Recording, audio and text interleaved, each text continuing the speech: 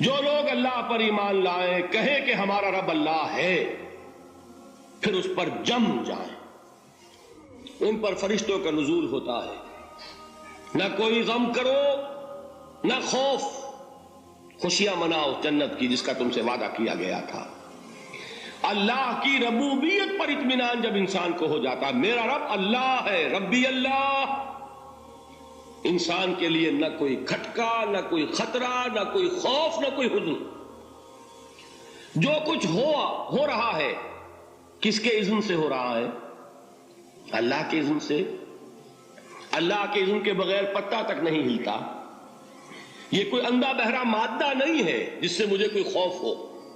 اندھا بھینسا چلا رہا ہو اس سے تو ڈرنے کا ہر انسان کو ڈرنا چاہیے، نہ معلوم کس کو ٹکر مار دے۔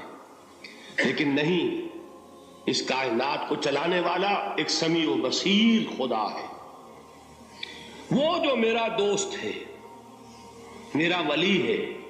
اللہ ولی الذین آمنوا یخرجہم من الظلمات الی النور۔ اللہ اہل ایمان کا ولی ہے، ساتھی ہے، پشت پناہ ہے، مددگار ہے، حمایتی ہے۔ بتائیے جسے یقین ہو جائے کہ اللہ میرا مددگار، اللہ میرا محافظ، اللہ میرا پشت پناہ، اللہ میرا حمایتی، اس کے لیے کوئی خوف ہوگا؟ اس سے کوئی ڈر ہوگا؟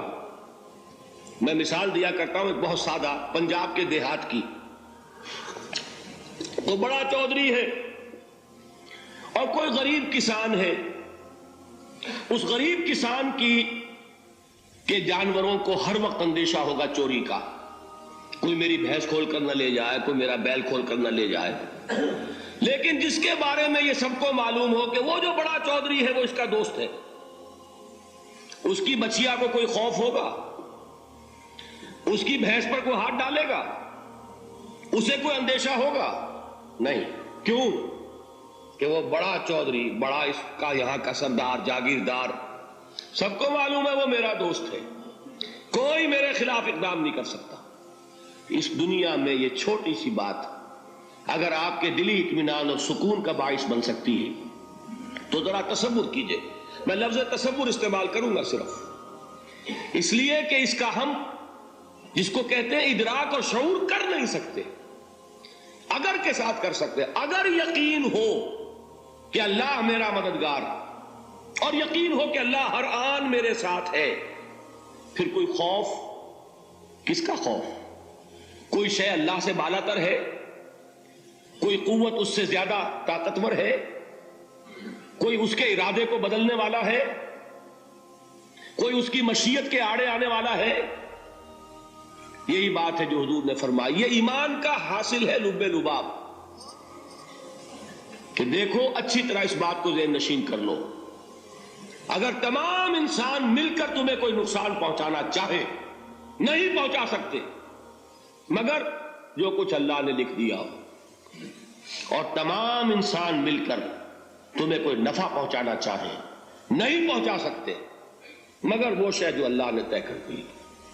آپ پھر میں کہوں گا ذرا طاری کیجئے، اسے فرض کیجئے، اسے سوچئے، اگر اس حدیث پر ہمارا دل ٹھکا ہوا ہو تو کسی سے ڈر ہوگا؟ یہ مجھے نقصان نہ پہنچا دے، یہ میری رپورٹ خراب نہ کر دے، یہ میری انکریمنٹ نہ رکوا دے، یہ میرا یہ نہ بگاڑ دے، یہ میرے یہ نقصان نہ پہنچا دے۔ اس کا ڈر، اس کا ڈر، اس کا خوف، اس کی خوشامد، اس کے لیے جا کر طرح طرح سے اپنی عزت نفس کو ذلیل کروانا اس کے سامنے، یہ سب کچھ کیوں کرتا ہے انسان؟ جب سمجھتا ہے کہ اس کے ہاتھ میں میرا کوئی نفع ہے، اس کے ہاتھ میں میرے لیے کوئی ضرر ہے، یہ مجھے کوئی گزن پہنچا سکتا ہے، یہ مجھے کوئی نقصان پہنچا سکتا ہے، یہ میرا کوئی کام بنا سکتا ہے، یہ میری کوئی ضرورت پوری کر سکتا ہے، اسی کا نام شرک ہے۔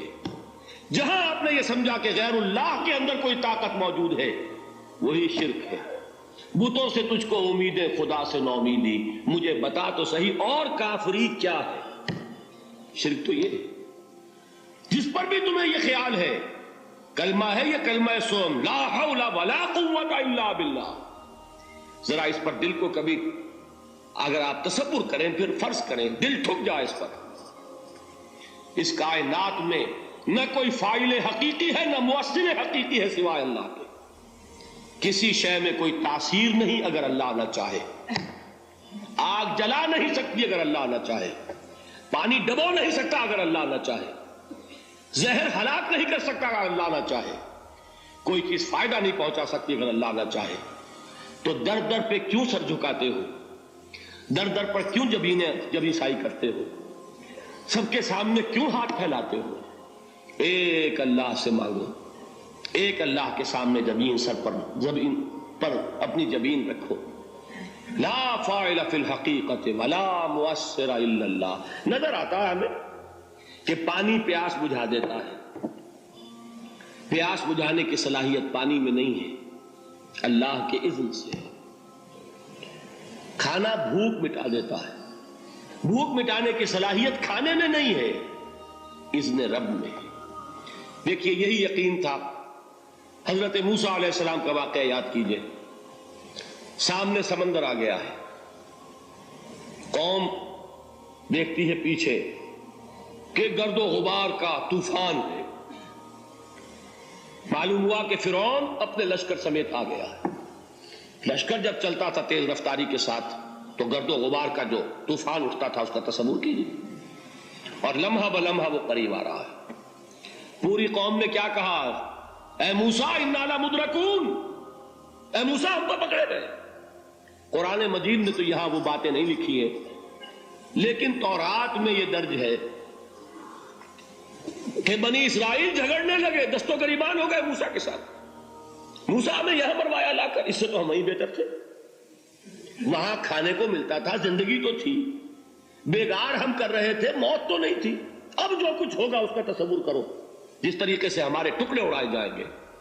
تو لڑ رہے ہیں حضرت موسیٰ علیہ السلام سے، یہ تورات کی تفصیل ہے۔ قرآن میں صرف اتنا آیا ہے، پریشان ہو کر انہوں نے کہا انا لمدرکون، موسیٰ ہم تو پکڑے گئے۔ اس وقت موسیٰ کا جواب کیا ہے؟ کلا ان معی ربی سیہدین، نہیں، میرے ساتھ میرا رب ہے، وہ راستہ دے گا۔ بتائیے کہاں راستہ نظر آ رہا ہے؟ یہ ہے ایمان بالغیب۔ راستہ نظر نہ آئے تب اللہ پر یقین ایمان ہے۔ جیب میں پیسے ہوں اور تب دل کو اطمینان ہے تو ایمان کس پر ہوا؟ پیسے پر، اللہ پر نہیں۔ جب وسائل و ذرائع نہ ہو اور پھر یقین ہو کہ اللہ مسبب الاسباب ہے، وہ اسباب کا پابند نہیں ہے، وہ اسباب کا محتاج نہیں ہے، اسباب اس کے محتاج ہے۔ اگر یہ یقین ہے تو اللہ پر ایمان ہے، یہ نہیں ہے تو تمہارا ایمان اسباب پر ہے، وسائل پر ہے، ذرائع پر ہے، مادیات پر ہے، اللہ پر نہیں۔ اس وقت کہاں راستہ تھا؟ کوئی راستہ تھا؟ سمندر ہے اور ادھر سے لشکر آ گیا ہے۔ کلا ان معی ربی سیہدین۔ اب دیکھیے ایمان کہہ دینا آسان ہے، ہوا معکم اینما کنتم، جہاں کہیں بھی تم ہوتے ہو اللہ تمہارے ساتھ ہوتا ہے، لیکن اس کا یقین قائم ہو جائے تو زمین و آسمان کا فرق واقع ہو جائے۔ یہی بات ہوئی حضور کے ساتھ۔ غار ہے، چھپے ہوئے ہیں محمد رسول اللہ اور آپ کے وہ یار غار ابو بکر صدیق رضی اللہ تعالی عنہ۔ اس وقت انہوں نے کہا ہے کہ اے نبی یا رسول اللہ، اگر اس وقت ان میں سے کسی نے غیر ارادی طور پر بھی اپنے قدموں کی طرف جھانک لیا تو پکڑے جائیں گے۔ کیا جواب تھا اللہ کے رسول کا؟ لا تحزن ان اللہ معنا، اللہ ہمارے ساتھ ہے، کیوں گھبراتے ہو ابو بکر؟ یہ ہے ایمان باللہ، میرا مالک اللہ، میرا رازق اللہ، میرا محافظ اللہ، میرا مددگار اللہ، میرا پشت پناہ اللہ، میرا دوست اللہ۔ یہ دوستی ہے اللہ کی جو لب لباب ہے، حاصل ہے ایمان کا، اسی کا نام ولایت ہے۔ جس کے دل میں ایمان راسخ ہو چکا ہو وہی اللہ کا ولی ہے، جسے اللہ پر یقین ہو چکا ہے وہی اللہ کا ولی ہے، جسے یقین ہے اللہ میرے ساتھ ہے، میرا مددگار، میرا پشت پناہ، میرا ساتھی، میرا دوست، میرا محبوب، میرا محب۔ اللہ اہل ایمان سے محبت کرتا ہے۔ واللہ یحب الصادقین، ان اللہ یحب الذین یقاتلون فی سبیلہ صفا کانہم بنیان مرصوص۔ اللہ محبت کرنے والا، اہل ایمان محبوب، اور اہل ایمان محبت کرنے والے اللہ محبوب۔ والذین آمنوا اشد حبا للہ.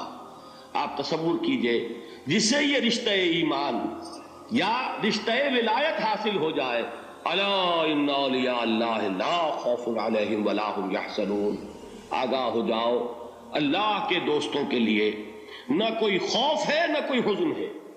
اور میں بیان کر چکا تھا خوف اور حزن کے خاتمے ہی کا نام امن ہے. زوال خوف، زوال حزن. یہ خوف اور حزن کیوں آتے ہیں بار بار؟ اللہ تخافوا ولا تحزنوا، دونوں آ گئے. الا ان اولیاء اللہ لا خوف علیہم ولا هم یحزنون، پھر وہی دو. وہ کیوں ہے؟ خوف ہوتا ہے کسی مستقبل کی بات کا، یہ نہ ہو جائے، وہ نہ ہو جائے، یہ نقصان نہ پہنچ جائے، یہ تکلیف نہ ہو، یہ غضب نہ آ جائے. خوف ہے مستقبل سے. حزن ہے یہ کیوں ہوا، یہ نہیں ہونا چاہیے تھا، یہ میرا فلاں چیز میرے ہاتھ سے جاتی رہی ہے، فلاں موقع نکل گیا، اب بیٹھے ہوئے ہیں اندر ہی اندر کڑ رہے ہیں، صدمہ ہے اور رنج ہے. اور جو اللہ پر ایمان رکھتا ہے وہ جانتا ہے ما اصاب من مصیبت فی الارض ولا فی انفسکم الا فی کتاب من قبل ان نبرأها ان ذلک علی اللہ یسیر لکی لا تعصوا علی ما فاتکم ولا تفرحوا بما آتاکم واللہ لا يحب کل مختال فخور. اس زمین میں یا تمہاری جانوں میں کوئی تکلیف، کوئی مصیبت نہیں آ سکتی سوائے اس کے کہ جو اللہ نے لکھ دی ہو اس سے پہلے کہ وہ ظاہر ہو. جس کو یہ حقیقت معلوم ہو گئی اس کو یہ طرز عمل اختیار کرنا چاہیے. جو چیز چھن جائے، جاتی رہے، چھوٹ جائے، اس پر افسوس نہ کرو. کس نے چھینی؟ دوست نے. دوست کے فیصلے پر شکایت. دوستی کو بٹا لگا رہے ہو، سرے تسلیم خم ہے جو مزاج یار میں آئے. اگر دوستی ہے تو پھر تو تمہیں گردن جھکانی چاہیے کہ ہر چہ ساقی ماریخت عین الطافست، جو بھی میرا ساقی میرے پیالے میں ڈال دے اس کا کرم ہے. جو اس کی طرف سے آئے اس پر کوئی رنج نہیں، کوئی صدمہ نہیں، کوئی غم نہیں، کوئی شکایت نہیں، کوئی شکوہ نہیں. اور جو ہوگا وہ اس کے اذن کے بغیر نہیں ہوگا، اور اس کا اذن ہوگا تو یقیناً میرے لیے خیر ہی خیر ہے، چاہے وہ ناگوار شے ہو، بظاہر مجھے اچھی نہ لگ رہی ہو، میری شارٹ سائٹڈنس میں مجھے وہ نظر آ رہی ہے کہ میرے لیے بری ہے.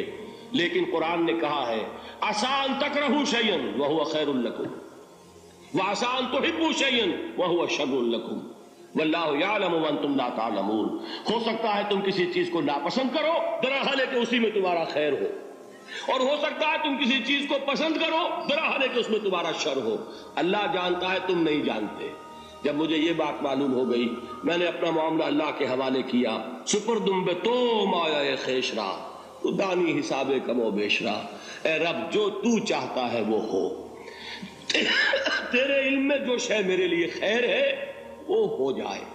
میری کوئی پسند نہیں، میری کوئی چاہت نہیں، یہ ہے راضی برضائے رب. جب میں آ گیا بیچ میں، میری پسند، میری مرضی، میری خواہش، میری چاہت، یہی تو شرک ہے. ما شاء اللہ کان وما لم یشاء لم یکن. جو اللہ نے چاہا وہ ہوا، جو اس نے نہیں چاہا نہیں ہوا. اختیار اس کا ہے، میرا تو نہیں. رضائے حق پہ راضی رہے، یہ حرف آرزو کیسا. خدا خالق، خدا مالک، خدا کا حکم، تو کیسا. تو کہاں کا حزن اور کس کا خوف. یہی زوال حزن اور زوال خوف، یہی ہے امن، یہ نتیجہ ہے ایمان کا. تو جان لیجئے یہ ہے لب لباب، یہ ہے حاصل ایمان کا. یہ ہے تو ایمان ہے، یہ نہیں ہے تو ایمان نہیں ہے.